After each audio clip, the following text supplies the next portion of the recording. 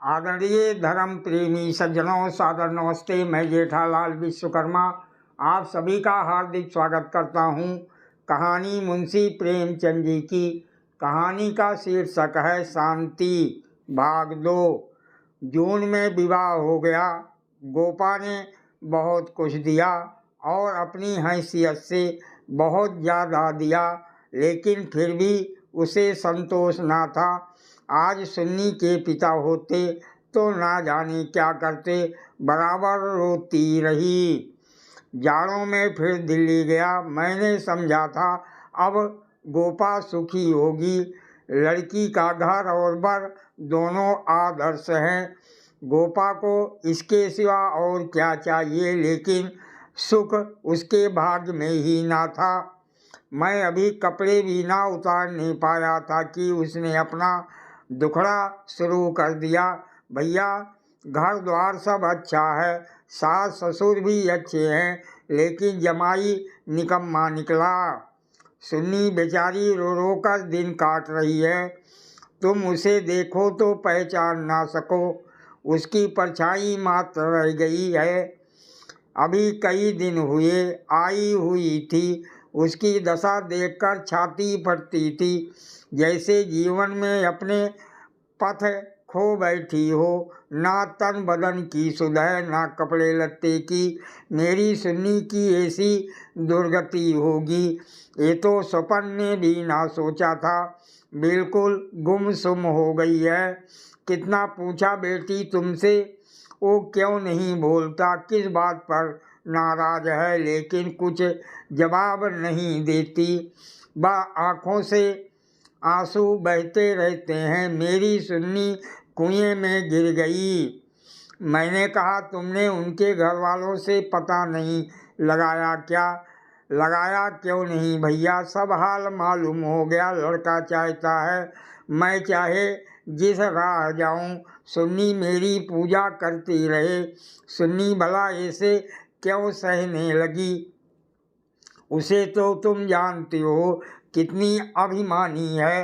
वो उन स्त्रियों में नहीं है जो पति को देवता समझती हैं और उसका दुर्व्यवहार सहती रहती है। उसने सदैव दुलार और प्यार पाया है। बाप भी उस पर जान देता था। मैं भी आँख की पुतली समझती थी। पति मिला छैला जो आधी आधी रात तक मारा मारा फिरता है।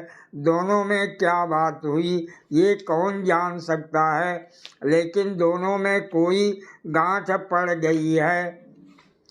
ना वो सुन्नी की परवाह करता है, ना सुन्नी उसकी परवाह करती है, मगर वो तो अपने रंग में मस्त है। सुन्नी प्राण देती है, उसके लिए सुन्नी की जगह मुन्नी है। सुन्नी के लिए उसकी उपेक्षा है और रुदन है। मैंने कहा, लेकिन तुमने सुन्नी को समझाया नहीं क्या? उस लड़के का क्या बिगड़ेगा? इसकी तो जिंदगी खराब हो जाएगी। गोपा की आंखों में आंसू भर आए। बोली, भैया किस दिल से समझाऊं? सुन्नी को देखकर तो मेरी छाती फटने लगती है। बस यही जी चाहता है कि इसे अपने कलेजे में रख लूं, कि इसे कोई कड़ी आंख से देख भी ना सके। सुन्नी फुहड़ होती, कटुभाषणी होती, आराम तलब होती तो समझाती भी।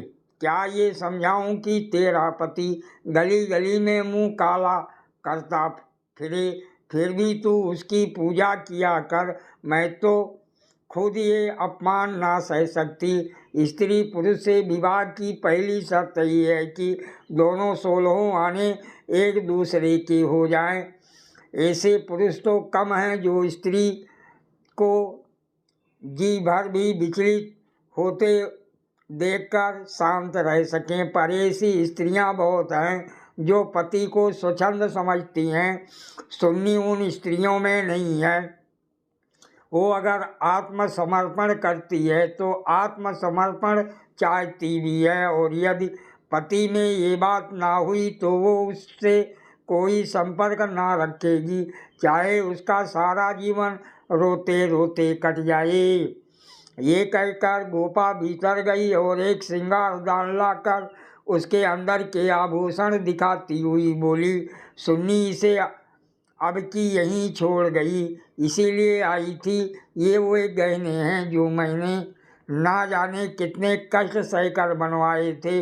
उनके पीछे महीनों मारी मारी फिरी थी, यूँ कहो कि भीख मांग मांग कर जमा किए थे। सुन्नी अब इनकी ओर आंख उठाकर भी ना देखती। पहने तो किसके लिए, श्रृंगार करे तो किस पर। 5 संदूक कपड़ों के दिए थे, कपड़े सीते सीते मेरी आंखें फूट गईं। ये सब कपड़े उठाती लाई हो गई, बस कलाई में 2 कांच की चूड़ियाँ और एक उजली साड़ी, यही उसका श्रृंगार है। मैंने गोपा को सांत्वना दी, मैं जाकर जरा केदारनाथ से मिलूँगा, देखूँ तो वो किस रंग ढंग का आदमी है। गोपा ने हाथ जोड़कर कहा, नहीं भूल कर भी ना जाना, सुन्नी सुनेगी तो प्राण ही दे देगी। अभिमान की पुतली ही समझो, उसे रस्सी समझ लो, जिसके जल जाने पर भी बल नहीं जाते। जिन पैरों ने उसे ठुकरा दिया है उन्हें वो कभी ना सहलाएगी। उसे अपना बनाकर कोई चाहे यूँ लौंडी बना ले, लेकिन शासन तो उसने मेरा ना सहा, दूसरों का क्या सहेगी। मैंने गोपा से उस वक्त कुछ ना कहा, लेकिन अवसर पाते ही लाला मदारी लाल से मिला। मैं रहस्य का पता लगाना चाहता था। संजोग से पिता और पुत्र दोनों एक जगह मिल गए। मुझे देखते ही केदार ने इस तरह झुककर मेरे चरण छुए कि मैं उसकी शालीनता पर मुग्ध हो गया। तुरंत भीतर गया और चाय, मुरब्बा और मिठाइयाँ लाया। इतना सौम्य, इतना सुशील, इतना विनम्र युवक मैंने ना देखा था। ये भावना ही ना हो सकती थी कि इसके भीतर और बाहर में कोई अंतर हो सकता है।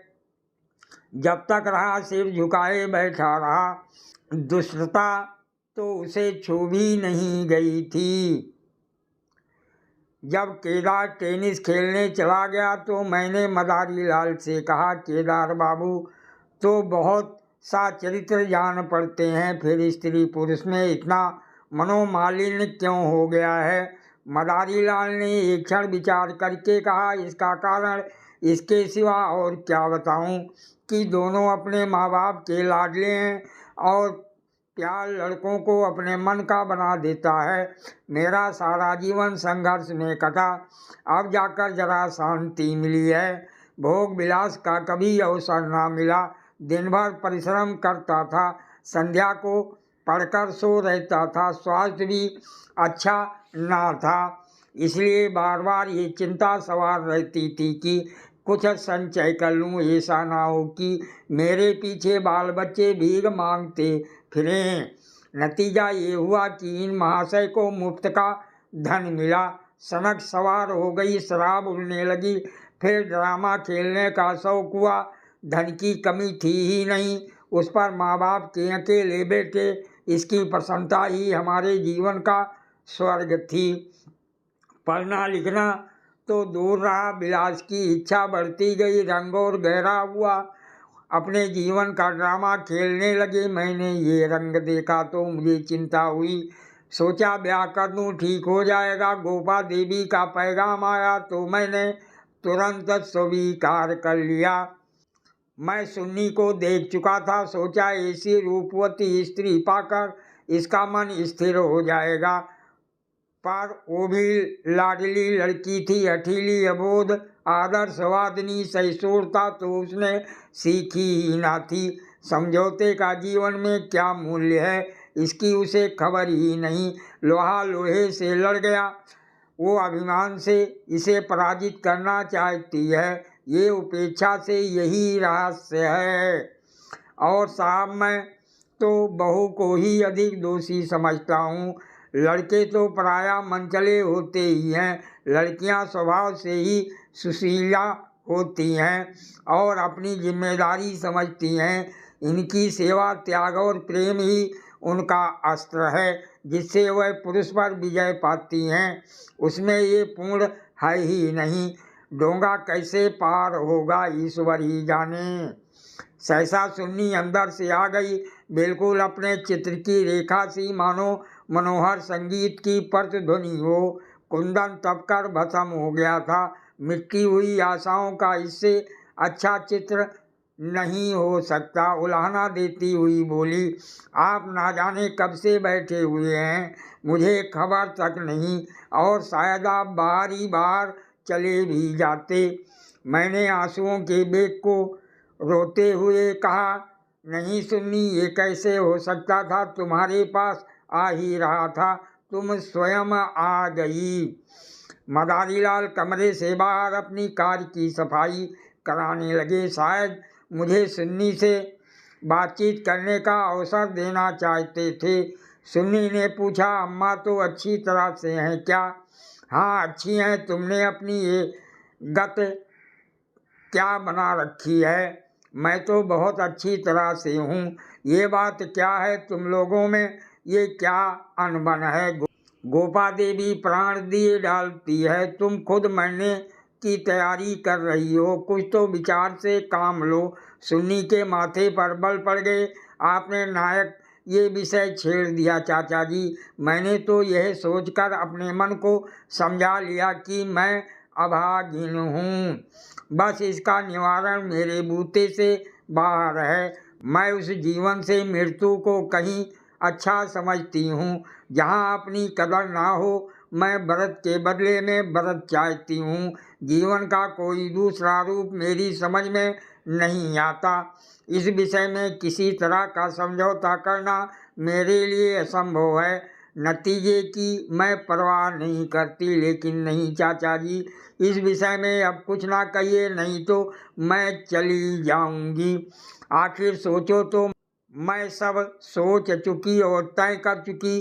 पशु को मनुष्य बनाना मेरी शक्ति के बाहर है। इसके बाद मेरे लिए अपना मुंह बंद कर लेने के सिवा और क्या रह गया था?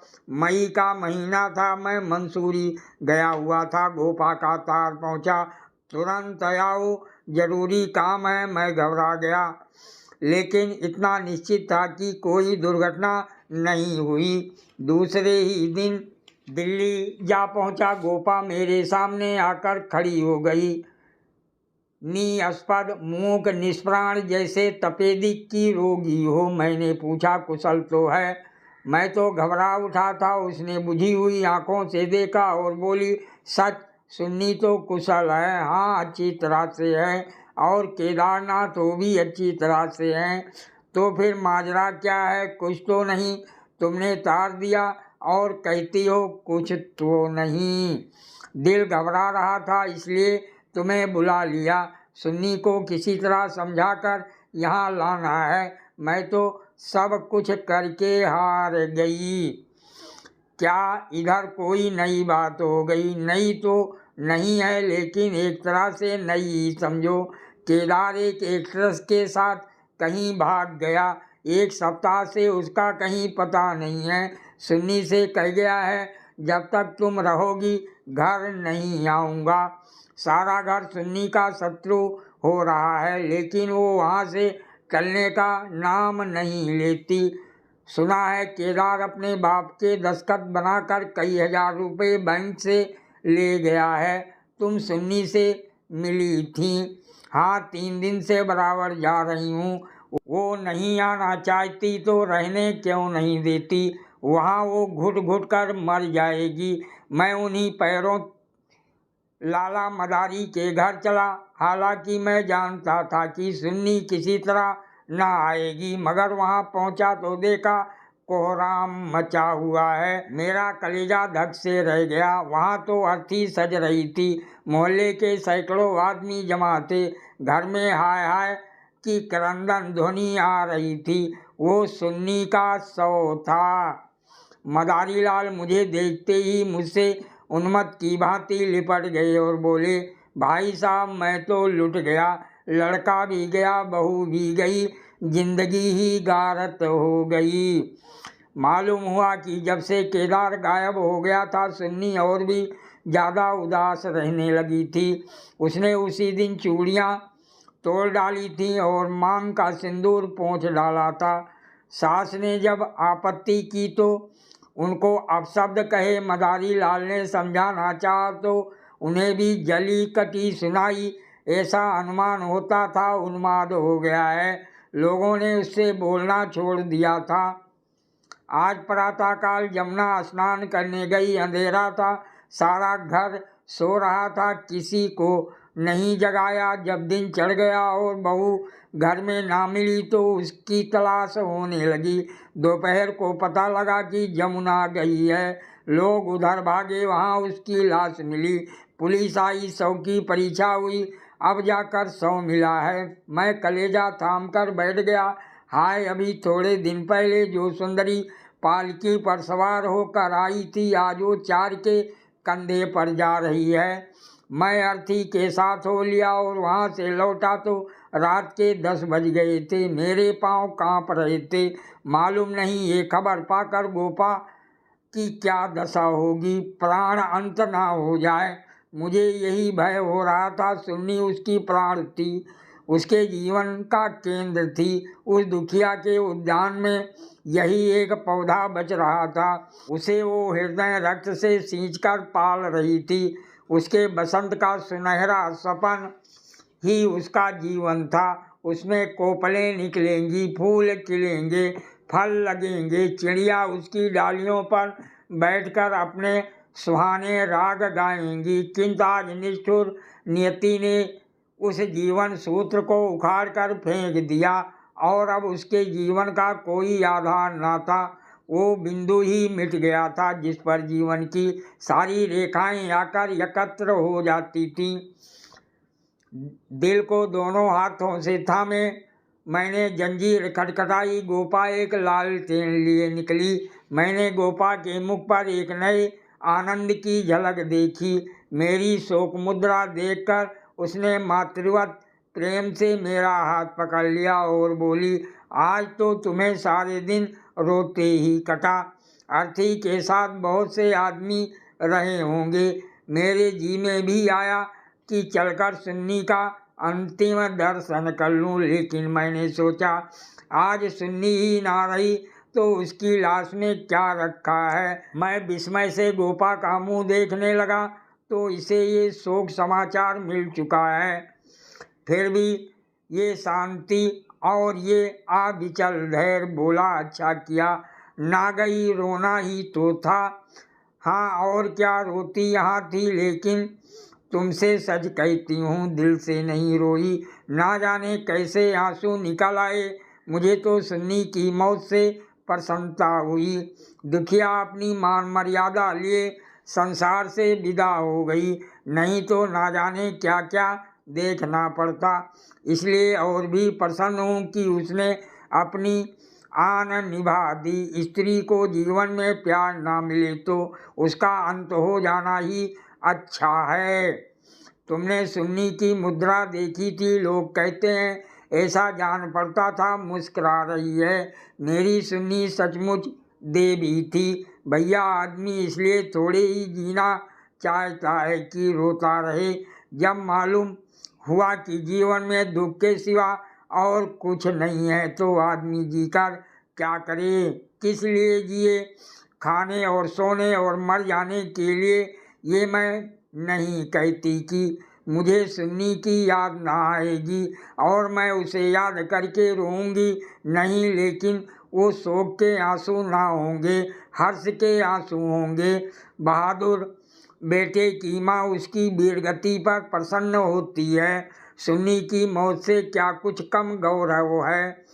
और चाहे सारा संसार उसकी निंदा करे, उसकी माता उसकी सराहना ही करेगी। उसकी आत्मा से वो आनंद भी छीन लूं, लेकिन अब रात ज़्यादा हो गई है, ऊपर जाकर सो जाओ। मैंने तुम्हारी चारपाई बिछा दी है, मगर देखो अकेले पड़े पड़े रोना नहीं। सुन्नी ने वही किया जो उसे करना चाहिए था। उसके पिता होते तो आज सुन्नी की प्रतिमा बनाकर पूजते। मैं ऊपर जाकर लेटा तो मेरे दिल का बोझ बहुत हल्का हो गया था, किंतु रह रहकर ये संदेह हो जाता था कि गोपा की ये शांति उसकी अपार व्यथा का ही रूप तो नहीं है। सादर प्रणाम। कहानी समाप्त।